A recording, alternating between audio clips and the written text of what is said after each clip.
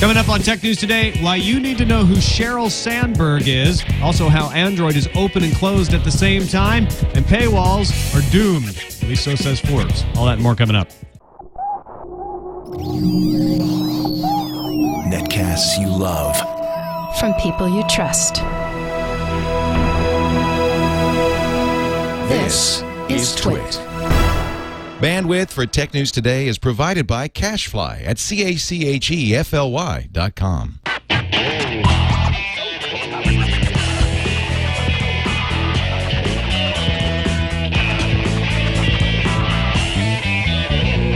This is Tech News Today for Wednesday, May 12th, 2011. Tech News Today is brought to you by FreshBooks, the easy online invoicing service that gets you paid quickly and makes you look professional.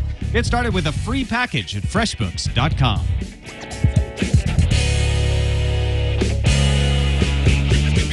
Welcome to Tech News Today. I'm Tom Merritt. I'm Sarah Lane. I'm Iyaz, Akhtar. And I'm Jason Howell. Wow, it's actually been a few days since all four of us were together. Back. All the howlers in the audience will be happy. That's right. All two of them. So how was Google I.O.?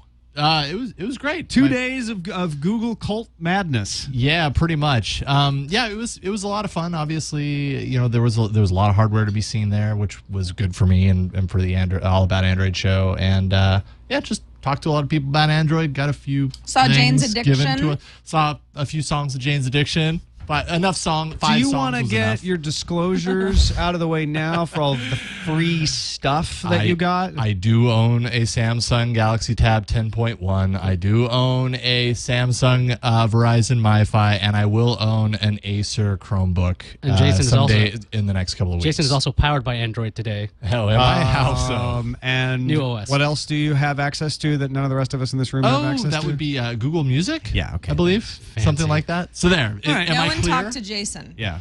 Who's there? Turn your back. No one. Well, that's going to be harder for me. All right. We got some Facebook news. We got some software piracy news, but let's start off with Comcast not blocking the Pirate Bay. Although if you're a Comcast customer, you can't get to the piratebay.org. Comcast says, well, we ain't blocking it. I don't know what's going on here. Engadget reports that several people on Comcast reporting that they can't get to the piratebay.org, and that was true for me at home. I'm on Comcast Business Service. I am. I have Comcast as well. Couldn't get to it. Same here. And there are people on other ISPs around the world saying they can't get to the Pirate Bay either. So it probably isn't a simple nefarious Comcast is blocking the Pirate Bay, but no idea what actually is going on. Yeah, checking out one of those services down for everyone or justme.com. Pirate Bay's up, according to them. So, I mean, it could be Comcast doing something, but, I mean, the other alternative is that the Pirate Bay is having trouble with their DNS servers and things like that. And that could be because of some other nefarious activity by either a governmental agency or black ops or... It's not like they don't have enemies. It's anonymous. It's interesting, though, that it's the Pirate Bay that we're talking about, because if it was, I don't know... Newsweek, or I mean, it could be any website, and someone was like, Comcast is blocking this website, they might put their butts in gear a little bit more to figure out what's going on. But they're like, it's not us blocking the Pirate Bay, but it is the Pirate Bay, so we're not going to rush out to fix it. Just an informal survey in the chat room. A few people saying, I have Comcast, and I can get to the Pirate Bay. In fact, Matt says, I had a problem earlier, but now it's working fine. So whatever it was apparently got fixed. But like you say, when the Pirate Bay goes away, everyone notices. If it was my blog that went away on Comcast, forget it. Nobody would have even raised. I probably wouldn't have even noticed. I checked the Engadget poll. People, you could vote and say if you didn't have Comcast. I mean, earlier this morning, the number of people who were on Comcast and couldn't connect was much higher. I think it dropped maybe by 5% since around 9 o'clock this morning. I'd be interested in the chat room. Just write Ace Detect and let me know if you can't get to the Pirate Bay right now for any reason, because we can get to it here in the cottage too, but we have like 16 different providers, so it's hard to tell which one we're on at any given moment. Up and down. All right. Facebook has been conducting, well, depending on who you are, either a smear campaign or a not transparent enough effort to uncover the privacy abuses of Google. Yeah, okay. So the deal is that Facebook hired the PR firm Burson Marsteller to reach out to a variety of news outlets, bloggers. We don't even know exactly how many people they reached out to about privacy issues. And this relates to Google's social circle, which sounds a lot like something that Facebook would take issue with because it's about all of us connecting within our Google social circle. But then I would, for example, have the ability to see friends of my friends, which would, I think, are friends of friends within the social circle, which starts to sound a lot like the way that Facebook is set up. Well, Facebook hired this PR firm paid the money to reach out to folks saying, hey, we've got a client who wants to spread the word that Google is doing nefarious stuff with your privacy. And this is a public service that we're providing. People should know about it. Well, one of the bloggers, what was his name? One of the bloggers, asked them, well, who's paying? Not who's going to pay me if I write this, but who's paying you? And at that point, they were like, well, we can't tell you. Now, the Facebook, I think I'll just start calling them that. You should. Facebook said, we made a mistake. We should have been transparent about this. Burston Marsteller says, this actually runs contrary to our policies, and we should never have accepted the job as stated. So everybody's quick to fall on their sword and say, know what? We shouldn't have done this. But look, Google is building and displaying accurate depictions of people's social connections by crawling and scraping sites like Twitter, MySpace, YouTube, Facebook, Yelp, and Yahoo. They should be taken to task for this. No one that I'm seeing writing up about this, either on Twitter or in the blogs, is paying any attention to the accusation, which, frankly, I don't think is that big of a deal either. I looked it up, and it has a few people. It has all of the contacts that I have. None of them surprising. All people that I have in my address book. Or I'm connected with on Twitter, and it says where it found them, whether it's on Twitter or a public Facebook page. It's not like Google's breaking in somewhere. They're just creating connections the way they create connections from page to page. Does this bother either of you? Even if it did, I completely throw out everything that Facebook is suggesting Google is doing because of the way that they handled it. If Facebook really thought that Google was doing something wrong with our information, they should write up a blog post and let people read it. And and promote it however they want to promote it within the Facebook chain. They shouldn't hire a PR firm, pay someone money to secretly sort of leak information that isn't traced back to Facebook. What are they afraid of? If they really think Google's doing something wrong, why do they need to hide? Well, I mean, this isn't the first company to do they're calling it a whisper campaign, where they just kind of plant these stories to reporters, and they even offer to help write the stories that blogs run. I mean, USA Today... And that's not unusual, by the way. PR companies offer to help write posts all the time. Right. So, I mean, USA Today... Good journalists say, no, thank you. Was offered a similar thing. I mean, I don't know if this bothers me that Google would have these connections as well. But on top of that... Facebook's fear is that it'd be like a Google News kind of thing, right? You'd scrape all this information. Why would you ever go back to Facebook? You would just go, look, I'll just go to my social circle. I'll see what my friends are doing. And then you really have little reason to go to Facebook. Now, again, what you were saying, Sarah, makes a lot of sense. If Facebook really does have an issue, go public and go say that. Yeah. But that's not what they wanted to do. Here's what I think. Because this is such a non-issue, the fact that Google is collecting this stuff. But if you don't pay attention or if you don't actually look at it, it might sound like an issue. Facebook knew that if they created a blog post about it, everyone would debunk it immediately. And say, Facebook just says But if they could actually seed some outrage amongst a blogger here or there, it might get some traction. The way we had that TWiT story that we talked about yesterday getting blown out of proportion. Sure. Even though there was a real concern at the bottom, it got blown way out of proportion.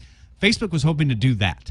They were hoping to have it blown out of proportion without people paying attention to what the real issue was and deciding whether it is bad that Google is scraping publicly available information. Considering Google's always under fire about privacy stuff anyway. Well, Facebook's always under fire about privacy stuff. It seems like these companies are I think they were like, you know what? We want to make Google under fire more about privacy stuff because every time they are under fire, they have to take a couple steps back. It just seems like, I guess it's possible that no one would have said anything or thought to ask, well, what's really going on here? And they could have gotten away with some bad publicity for Google, privacy-wise. But they didn't try very hard. I mean, this blogger was like, "Who's paying you?" And the PR firm's like, "Can't talk about that." And all of a sudden, it's like, "Well, what's going on here?" Yeah, and Chris was able to uncover that it was Facebook and had good evidence about it, and Facebook buckled like a house of cards. Just said, yeah, it was us. There's also talk that which was smart, because it would have been a worse. I think it would have been a worse controversy if they hadn't copped to it right away. Oh, definitely. There's also talk about how Facebook has poached people from Google for some time now. People who work in Facebook PR used to work in Google PR. So there's a little bit of like do they have to hide behind some sort of a wall so that they're not upsetting their former colleagues? I'm telling you, mess. all this is doing is setting up for one of these days, one of these companies is going to buy the other. Like 10, 15 years from now. They just hate each other so much that they have to get together. It's going to be one of those big moments. I hate you so much, I'm buying you. Get a room, for $40 Facebook and Google. $1 trillion. All right. The Business Software Alliance came out with a shocking study today that software piracy has hit a record high of commercial valuation of $59 billion, and that developing countries are the worst. Actually, if you look closely at this study, Canada came out pretty good. Turns out Canada's actually pirating less software than it used to. Well, they're very polite. Yeah. They don't want to upset anybody. Good on you, Canada. Michael Geist has a lot to say about that. But this is oh my God. The only reason I think I even wanted to bring this up is this is the kind of thing that people will see the headline and go, wow, software piracy is getting really bad, $59 billion. It's another example of where they try to estimate the amount of piracy and then put a commercial dollar value on it.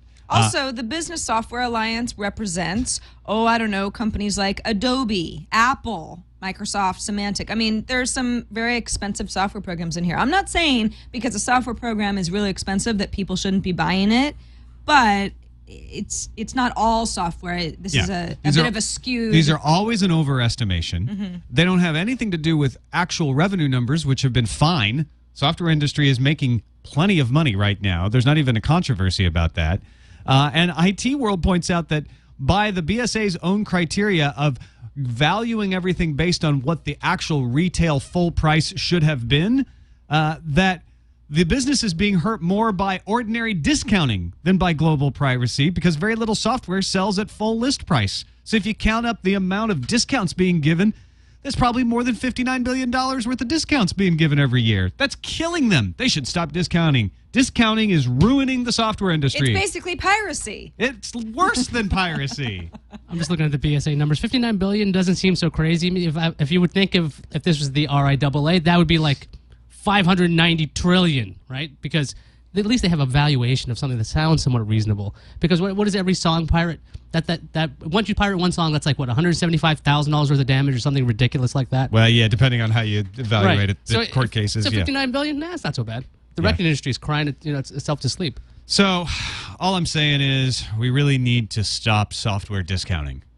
That's right. Also, everyone in third world countries, developing countries that is pirating software, and you should stop feeding yourself and start paying full price for software. That's right. That's the other thing the Business Software Alliance is focused on, is we really need to stop sheltering and feeding people and get them to pay for software. BSA also, they say, and by the way, not everyone even knows that they're committing a crime. So it's piracy, but it's unintentional piracy sometimes, where people don't realize that you can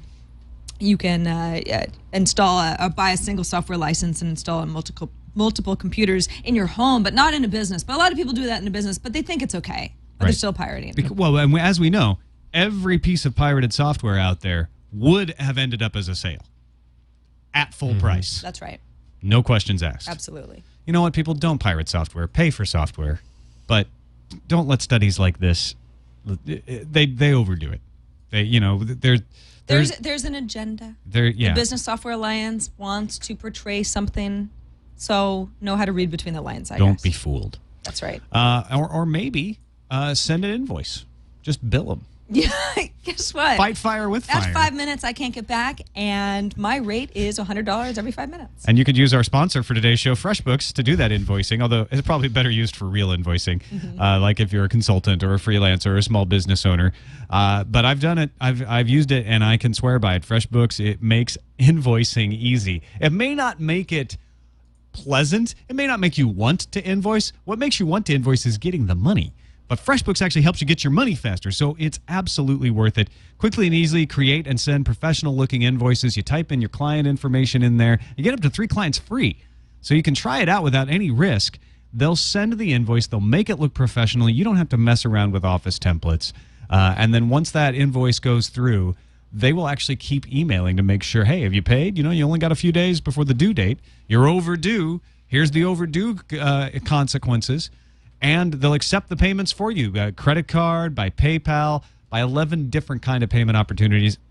And if you're out there and you're thinking, well, you know what, I got this one client, he just insists on having something mailed to me.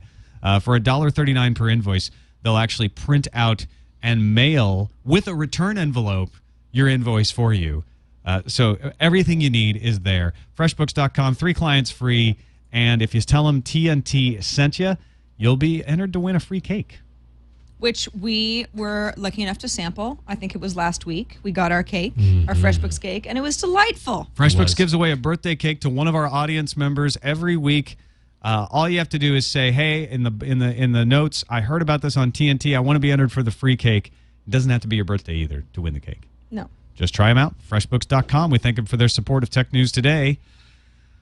Have you ever heard somebody say, "You know what that company needs? They need a Sheryl Sandberg"?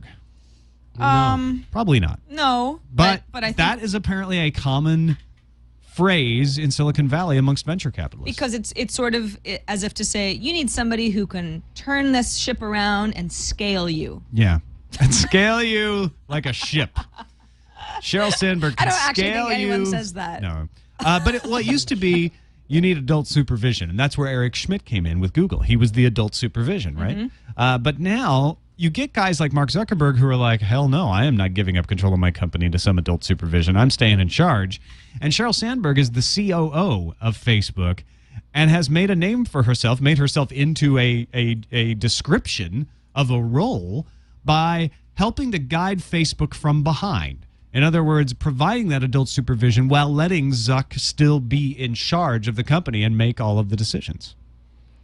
Now, Business Week did a profile on her. That's the reason we're talking about this. And one of the big points that people are picking up in the blogs is that what is Facebook's China strategy? Now, apparently, Mark Zuckerberg thinks that Facebook could be used as an agent of change in China, and Sandberg is saying she doesn't want to do the compromises necessary to do business in China.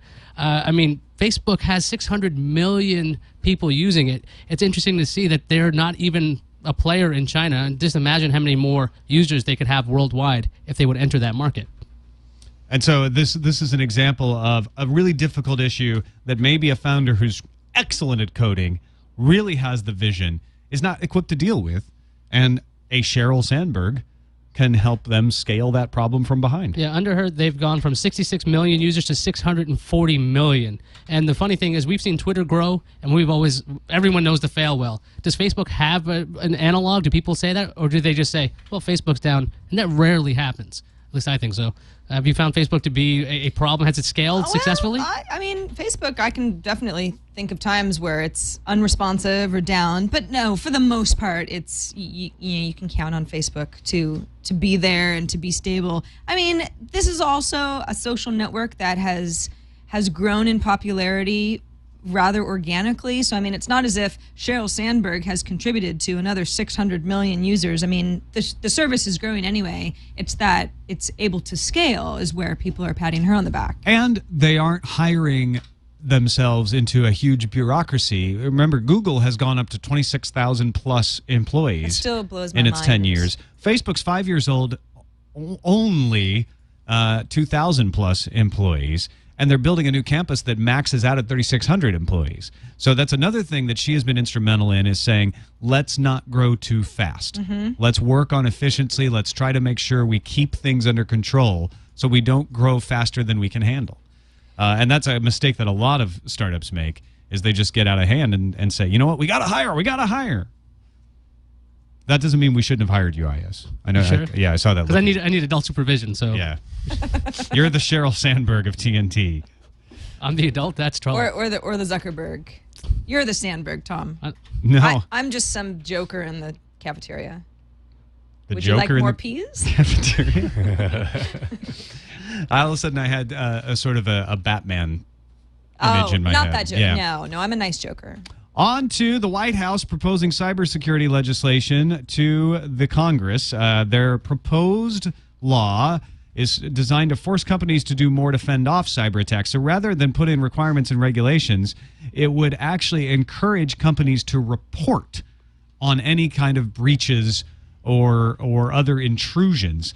47 states have laws on this already. The White House's plan would just standardize the method and manner of intrusion disclosures and put in place penalties for computer criminals, updating laws that don't cover cyber crimes to cover them. Things like racketeering laws would set mandatory minimums for cyber intrusions into critical infrastructure, and it would also include clarification of the Department of Homeland Security's authority to help victims of cyber attack, as well as making some easier ways to share info between private companies and state and local governments.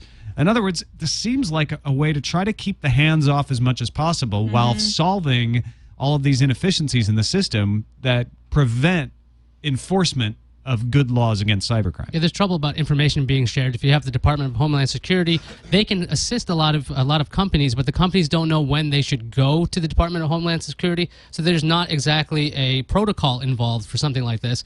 And this proposal would, they haven't actually released the full text of it yet, but there's a fact sheet about it. And the idea is there would be clear guidelines of how do you actually access the help of this Department of Homeland Security when you would need it. I think this is, we haven't actually got to see the text of the proposal. It's only been a summary and a press conference that we're working from so far. Hopefully this evening they're going to release the full text.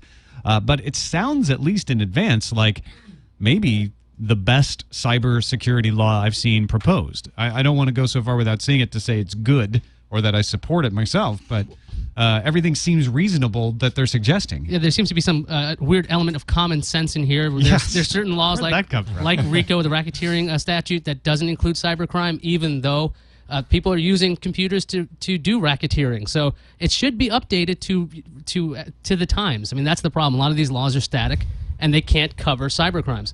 They should be updated. Another good article out there today is Nilay Patel's write-up on This Is My Next of the Skyhook Google lawsuit. Now, what's going on is Skyhook is accusing Google, as we've mentioned before in Tech News Today, of using their influence to provide anti-competitive measures, basically keeping Skyhook's location data services off of phones. There's two cases of that. One with Motorola, which told Skyhook that its carrier agreements require Google apps to be preloaded on its phones, and because Google wouldn't allow it to preload apps on its phones unless it got rid of Skyhook, that it was not going to use Skyhook on the Droid X. Samsung actually shipped Google Nexus X's. Shipped Samsung Galaxy S phones with Skyhook software on there, and then at Google's behest, changed the software after shipping to get rid of the Skyhook stuff, breaking GPS and location services in the process, and then having to issue another patch to fix that. And so Skyhook is taking Google to court, saying you are being anti-competitive and you are abusing your position. Now, we have debated whether that's true or not in the past. What I find more interesting in this write-up from Nilay Patel is the description of how Google is able to force these device makers to do what it wants. Because my old question was, well, if Android's open source, what stops Motorola or Samsung from saying, yeah, forget it. I'm just going to take Android and put it on anyway, and forget you. I'll use Skyhook and a bunch of other third-party apps. Yeah, the thing is, Google, they have control over their Google-branded apps, Gmail, YouTube, and Maps, and things like that. And there's some interesting email strings that are shown off. Well, the Android Marketplace is an app that they said that they will not allow you to have unless you meet the Android compatibility definition and pass the Android compatibility test suite. That's why you might have seen other tablets with a version of Android on there, but they didn't have Android Market. So there was really no reason to go there, because you would have to even have apps, you'd have to have something like the Arcos App Store, because I think they were one of the companies that had their own thing going. Samsung, in their contract with Google, they could not do anything to assist or create their own SDK. So everyone who was thinking, oh yeah, they'll make a tablet for Amazon, that makes no sense, because otherwise they'd have to develop their own app store. As we know, Amazon has done that. So there's no way Amazon's got a deal like this. But Google, there's some great quotes, these email strings. It's obvious to OEMs that we are using compatibility as a club to make them do what we want. So pretty much they can just withhold Google's blessing, and they stopped the Droid X from shipping, and the Galaxy S. By the way, those two tests that have to be passed, the Android compatibility test suite and the Android compatibility definition, Google reserves the right to change both of those in any way at once, right up to the point a device is certified for launch. So if they want to, at any point, they could say, you know what, we don't like Motorola anymore. We're going to change the definition. You no longer pass. Yeah, we know we looked like you were going to pass a month ago, but we've changed the definition. Or even stopped shipments. Yeah, they've put stop ship orders on the Droid X. Yeah. I mean, that's 11th hour stuff right there. It's interesting that there have been whispers about, well, would Google have this kind of a power, or would they exercise it? And yes, they do, and they have. Apparently, even this goes as far as Andy Rubin. They have emails from Andy Rubin saying, shut down the Droid X launch. We're not doing that right now. And it's right to the CEO, I believe, of Motorola. It's a separate question of whether Skyhook has a case. And Nilay, after going through all of this, says it looks shaky. Because essentially, Google has all the right agreements in place, and Google can change their mind about stuff. And they can say, look, you're free to go put whatever operating system you want on this device, but if you want to put Android with YouTube, Google Maps, and the Android Marketplace, not to mention Gmail, then you have to play by our rules. Gmail I don't think is that big of a deal because you can get Gmail through any email client. But to say you're not going to get YouTube or Android Marketplace, no YouTube app or Android Marketplace app on your Android device unless you meet our definition, well, essentially you've got a locked platform. You have a closed platform by de facto there because you have to play by Google's rules. So it's only going to be as open as Google wants it to be. And if they look at Skyhook and say, you know what, if they use the Skyhook device application, we don't get to collect that data. And we really need that huge database of location data because that helps us improve our location services. They can make a case that, you know what, that would be detrimental to our business, and so we're not going to allow them to use our other apps if they use Skyhook. They also try to make the argument that Skyhook devices would somehow contaminate Google's location database. Well, I think that's because the technology Skyhook uses to get locations was slightly different than Google. So although I don't know how they can make the argument that Skyhook's location data wouldn't be available to us and make our database worse, but at the same time it would contaminate our data. You're either getting it or you're not, so there's a little cross purpose there. I don't know about that first point, but I have to reread this. This is Skyhook. long Well, Google made 2 points. One is that Skyhook devices would somehow contaminate the Google location database, and one that Skyhook would not contribute to the Google location database. They can't be doing both at the same time. Well, I think what Google's saying is nothing that Skyhook has would make our service any better, but if people had a choice, then they would just be confused. That is probably what they'll end up saying to a judge. Yeah. You can charge them per hour for that one. Yeah, I think you should. You should use FreshBooks and go invoice for them. I will. Right now. All right. Steve Forbes put a nail in the paywall, as far as I'm concerned, today. Forbes Media chairman, former presidential candidate, and publisher of Forbes magazine said, even if you have a successful paywall, the revenue you get will not come close to matching what you're going to get on the advertising side. Speaking for Forbes, he told Paid Content, we believe getting that wide audience gives you many more opportunities to offer pieces or the whole to marketers. It gives you much more flexibility. Even in the old print days, for most publications, most of the revenue came from advertising, not paid circulation. So I think this is bad news for paywalls because, in my opinion, the only way paywalls work is if you don't have much other option. The reason I don't think paywalls are going to work is that there are so many other options on the web. But if somebody as legitimate as Forbes magazine and the other Forbes publishing retinue is now available without paywalls because Forbes doesn't believe paywalls will work, I think you're going to see paywalls be a lot harder to put in place. Yeah, I mean, how do you justify a paywall that not everybody has agreed to use when there are so many ways to get around it using social media tactics that are widely known to be effective? You know, if you are a writer for the New York Times and you want to promote your own work, you tweet about it and you tweet a link, and somebody, you know, a third-party application like Flipboard can then display these wonderful articles in the way that they were intended, and people get a lot out of it. And it's like, why would why would the paywall even matter? I mean, what is the point except to alienate some folks? I think this paywall business is all, as I've said before, I think it's all an overreaction to the gap between advertising moving from the old media to the web. And there is a gap in advertising right now, and it's causing a panic. And it's also a consolidation. television stations can't be just television stations. Radio stations can't be just radio stations. And newspapers can't be just newspapers. On the web, your print, your broadcast, your audio, your everything. And so there's not room in every market for as many versions as there has been. And some of these are going to go out of business. And so we see paywalls start to fly up. But the audience won't always act the way you expect them to act. And that there's a related story here from Fortune magazine, of all places, that points out that Apple magazine subscription rules are starting to feel more comfortable to publishers on the iPad because people are sharing their information.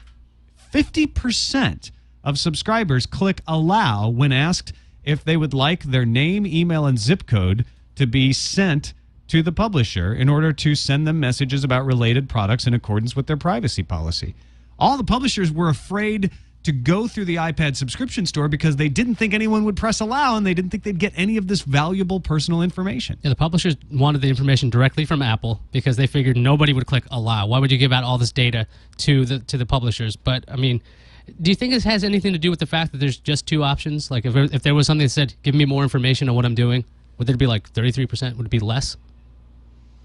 I mean, I just think that a lot of folks, I mean, it's the same folks who sign up for, a Pottery Barn catalog.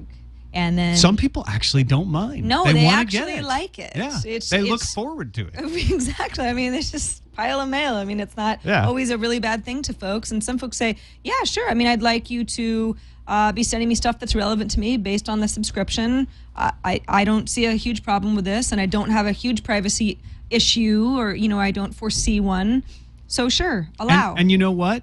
You're actually getting a better database to work from in this case than you are in the other case. The old case was the newspaper said, to subscribe to us, you got to let us have all this info.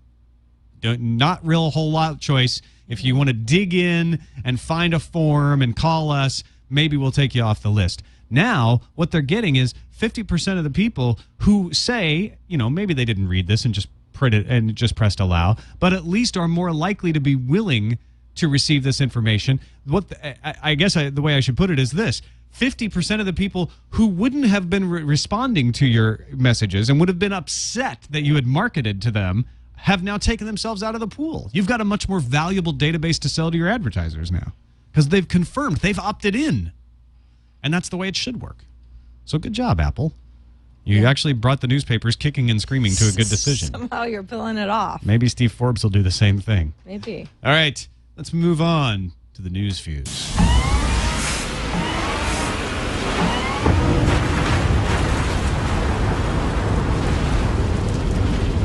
Users are trading in their PlayStation 3 consoles due to PlayStation Network being offline in record numbers. I don't know about record numbers. It doesn't say that. But according to a report, retail sources told Edge blog that there have been over 200% rise in systems being swapped for cash or Xbox 360s, and that sales of PlayStation Network point cards have plummeted. Quote, in the first week of downtime, we did not really see any major change in sales or trades, according to a store manager at a major retailer. But that second week, all of a sudden, everybody was piling through the door with their PlayStation 3s. In a related news, NPD reports that Xbox 360 sales continue to be the best-selling console of 2011, up 60% over last year. PlayStation is just like, no! How about that? Amazon's president and CEO Jeff Bezos told Consumer Reports to stay tuned on the company's plans for a tablet device. Bezos also reassured that any possible tablet would be much more likely to be in addition to the Kindle, not instead of the Kindle. So he's not saying anything specific except that they'll announce a tablet and keep your Kindle. But other than that, they're not really saying anything. So just keep waiting. Yeah. Remember that hack of Google's sandbox reported by Viewpoint Security a few days ago? Google engineers Tavis Ormandy and Chris Evans have taken issue with the claim, saying that Viewpoint has found a legitimate bug, but it's with Flash, not Chrome. Assuming they're right, since Flash is bundled with Chrome as a user, well, I guess I have a vulnerability in my browser. So stop pointing fixtures. What am I trying to say? Stop pointing fixers and thing it. That's what I'm trying to say. Yeah. That's a good day to read for me. I agree with you, though. I don't care whether it's Flash's problem or Chrome's problem. Just get it fixed. Intel is working on a new Atom chip architecture that goes beyond the 3D transistors announced last week. The new Atom-based microarchitecture codenamed Silvermont will ship in 2013, adding a new architecture on top of the new transistor structures. The Silvermont architecture will be 2 generations beyond the current Atom chips. AT&T has made a big bet that the U.S. will approve its acquisition of T-Mobile. How big of a bet, you ask? Why, a $6 billion bet. If the merger is not approved or if it falls apart, AT&T will have to pay Deutsche Telekom $3 billion in cash, $2 billion in spectrum, and $1 billion in a roaming agreement. And a lot of shame. Yeah, a lot of shame. Billions in shame. Can't count the amount of shame. I don't even know. It's like pi. It's a number that never stops. Yeah, it's logarithmic. It's irrational. Right. Facebook is launching several new security features today designed to protect users from malware and from getting their accounts hijacked. The site will display warnings when users are about to be duped by clickjacking and cross-site scripting attacks. Facebook also is offering 2-factor authentication called Login Approvals and partnering with Web of Trust Safe Surfing Service to give Facebook users more information about the sites they're linking to. Google clarified more about the Chromebook subscriptions yesterday, and it may change your opinion of them as well. 3-year commitments will be required for Chromebook subscriptions, and different rates will be charged for different models. Monthly fees will range from $20 to $23 a device for educational users and $28 to $33 per device for business customers. Interesting to know. All right, like dripping water torture, which I've heard is really awful, Bing is slowly eating away at search market share. Microsoft raised Bing share to 14.1% for April, according to ComScore, and raised Bing-powered Yahoo to 15.9%, giving them an arguable 30%. Google dropped to 65.4%. All of these drops are within the margin of error, but show a continued slow gain for Microsoft. Still, 1 year ago, Google was at 64.7%, so they actually also rose slightly year over year, meaning Bing's gains are not necessarily Google's losses. Just a lot more searchers. Yep. we should just come up with like a one-line thing to say for these search engine reports, I think. How about numbers? Them are good. Bing good. Nothing else changed. That's pretty much it. Hey, I want to thank Empire Steve on Twitter for pointing out that yesterday we said it was 2 weeks since the PlayStation outage. It's actually 3 weeks. Because I can't count. It did feel longer. We But we why didn't either of us say anything? No, we all did this. We looked at the calendar and we picked the right date because we said April 20th is when the thing started, and then we counted. I'm like, look, see, 14 days, except I stopped at May 4th instead of May 11th. That's what doing a live daily tech show does to you. Sometimes you go, 2 weeks ago? Yeah, it seems like a long time ago. Internet news, it seems like it was like a month, 3 months ago. Oh, I feel like PSN has been down since I was in high school. I mean, at this point. So anyway, today it's 15. And that was a long time ago. 22 days. We need a count up page. Yeah. Not a countdown We're nearing page, on but a month. up. Well, the lesson is that it's still down. Yes. Yeah, that's pretty much. So there you go. That's pretty much the main What point. can we infer? That it's still down. Yes. Okay. All right, finally, 35% of Android and iPhone owners in the United States use apps like Facebook and other apps on their smartphones before getting out of bed. Woo! Sexy in the talk. morning. Oh. Well, I see. Maybe. Okay. All depends. Right. Certain You're just percentage. talking Could about be in the afternoon. You're just talking about people When they like wake me. up So I go in the morning. It's 7:30. Let's check Twitter and see if anything happened overnight. Here we go. Oh, maybe I'll play a little Wii rule. That kind of thing. Does that mean 35% of us are tech bloggers?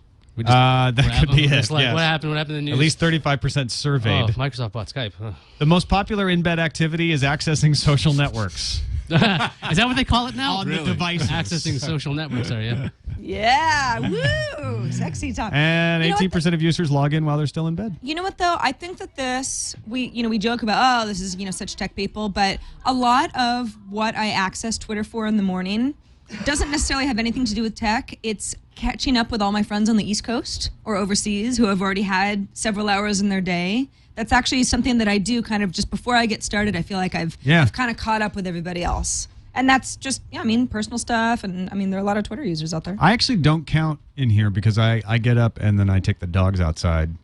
Then I go back to bed and I pick up my iPad and start doing It stuff. doesn't say getting up the first time, right? So Yeah. Why don't you have your smartphone in your hand while you take them outside? Well, I'm just saying and save that- yourself a minute. No, it doesn't true. count. I do. I do. And I just But was at saying that it point, doesn't you're count out for of the bed. survey because Right. I've gotten up. Because you've gotten out of bed. Yeah. Got it. On to the calendar. Netflix's Android app is available today, for some phones anyway, including the HTC Incredible, the Evo 4G, and the Samsung Nexus S. Verizon has sent out an over-the-air update for the HTC Thunderbolt, although it lacks a fix for LTE. Nintendo is launching the 3DS eShop on June 7th. So apparently look there out for might that. be movies in there. Hey, really? Yeah. Everybody's getting into the movie game. And on October 29th, 2012, so not right around the corner, but, coming up next year, that's when the ITC expects Nokia's current patent complaint against Apple to finish up. Wow. Nokia pretty I much thought you were going to say says- that's when the PlayStation Network's coming back on. Well, it's hard to say. That could be the date too. Hey, it hasn't happened yet, so That'll maybe be, maybe it'll by be a my really big day for calculations, everybody. that'll be 4 weeks from now. Nokia pretty much says that every Apple device violates Nokia's patents. So, it's a simple case. Yes. It's only going to take Everything. a year and a half or so for the complaint to finish up. So, we'll find out. Never. All right. Well, let's actually go to our video voicemail. Steve from St. Paul sent us this. He has a contrarian point of view on letting young kids use Facebook. Let's hear what he has to say. Hey TNT, this is Steve from St. Paul, Minnesota, and I wanted to comment about your discussion about kids under 13 using Facebook. I think it's important as a father of 3 teenagers to emphasize that the terms of service you're agreeing to are important, and you actually have to be playing by the rules. You can't just break rules when they're inconvenient. Someday those kids are going to be subjected to terms of service and they'll be legally obligated to them, and I think that we should start them out the right way. So it's inconvenient, but it's important, and I think that that's the message we should be sending. It's how I worked it with my kids. I'd urge everybody else to think about it too. Thanks. Love the show. Do you feel like you're in Steve's family room and you're on the couch with your hands folded listening to him right now? Like, Yeah. Yes, Steve. I know I Sorry, can't just Steve. make up the rules No, you're so right, that Steve. it works well for me. When can I get out of here? Is this going to cut my allowance? It's Do I still get the new dessert? talk. We got to go over terms of service. You can't go around breaking them. Yeah, and 'Cause the when you're an talk is adult- done via YouTube nowadays. The only reason I'm mocking Steve right now is because I can't find any faults with his argument. He's absolutely right. Terms of service are legally enforceable, and you are sort of teaching your kids not to pay any attention to them. But at the same time, I think there's some real good defenses for why you would want to have your kids learning Facebook at a young age in the proper supervision, like the email that we had yesterday. Also, Jared points out in an email that there's actually a reason why Facebook might not be able to allow children under the age of 13 to use Facebook. Yeah, Jared says, hey, everybody, just a quick note. Yesterday, you were talking about a caller at a 10-year-old using Facebook. The reason Facebook doesn't allow users under 13 is due to the Children's Online Privacy Protection Act enacted in 1998. That act prohibits any website or service from collecting any information from children under 13 years of age. Just a heads up. Okay. That's a fair point, and that is probably why Facebook is doing it at age 13, for sure. But it made me wonder, could they, if they had the sufficient motivation, create a version of Facebook for under 13-year-olds? Because there are plenty of sites that are available for under 13-year-olds to use that are compliant with COPPA. They don't collect information on the kids, and I don't know if they require parental supervision somehow or parents to sign them up or anything, but there could be a way to do it because these other kinds of sites do exist. I checked that Nickelodeon site, and you try to sign up, and it says, "Hey, grown-ups, we don't collect any personal information about your kids." So I guess that's the way around it. Yeah. Right, but I mean, how would you have a Facebook account without being able to upload anything at all? I mean, would that be of any use to any kid? Well, yeah, and I mean, if you can't run ads on the kid-friendly version of Facebook, what would Facebook's incentive be? Well, the incentive would be once they're over 13, I can start running ads on their pages. Then And they're so, already in. It's But the thing is that it's Facebook the are- cigarette strategy. Facebook already knows that Get 'em once while they're they're over young. 13, they're going to get an account because all their friends have an account and you want to be cool. I mean, I have to say, if we're looking at all of our options, it does make the most sense that you would want to not have your kid turn 13 or whatever age it is and be like, Facebook, I'm running wild and know any of the rules and now I'm going to do something that everyone's going to really regret. I mean, it's responsible of parents to be like, here's how it works, let's monitor it together kind of thing. But whether they should have their own account that you monitor or maybe you're walking them through your own account is, I don't know. I still think it's up to the parent. I think it should be up to the parent, but sadly, as Steve has pointed out, It's the not terms legally of service make it illegal. up to anybody except Yeah. Facebook. Finally, Phil in Auburn, Alabama, this great email that we've been having all of these conversations around was apparently read on Buzz Out Loud as well. He says, what the hell? No, really, WTH. On your respective shows on 11th May 2011, you both read the exact same email from Wayne in Montreal. This means Wayne is a form letter writer, or he is trying to save on Canadian ISP usage caps. Anyways, I got a tweet about this yesterday, too. Someone really got a kick out of that. I assume you both know how to listen to each other's feeds. The fact of the matter is, no. I mean, I think we do sort of look at each other's lineups, maybe. I've talked to Molly about that. But we don't have time to listen to each other's shows every day. Unfortunately. This is not the first time this has happened. There have been 2 or 3 other times. Mm-hmm. And you have to assume that, I mean, hopefully, I'm glad when anybody who's a Buzz Out Loud listener or viewer also wants to listen or view TNT. I mean, it's great. It makes sense that there would be some overlap. But yeah, I mean, there are, especially on particular days when we're a little bit more frazzled than others. I mean, there's no way I've got an hour to pay a lot of attention. It's really not that big a deal. So it's, we had the same email. It means it was a good email. Who knows if he replaced, TNT and BOL with NPR and other things. Oh, exactly. How many other? How we should many? try to track How many down Waynes? How many Did he Waynes hire does this some go? sort of a PR firm? Wait, was Barston to get Merstiller his behind message this? across? What did he pay? All right. Fell into the trap. We're on to you, Wayne. We're going to Never uncover this. again. We're going to get Chris Canadians. Ahoyan on this. That's it for this edition of Tech News Today. Thanks, everybody, for watching. You can find us on the web at twit.tv/TNT. You can email us, TNT@twit.tv, or you can give us a call, 260-TNT-SHOW. That's the phone number. Thanks, everybody, for watching or listening. We'll see you tomorrow.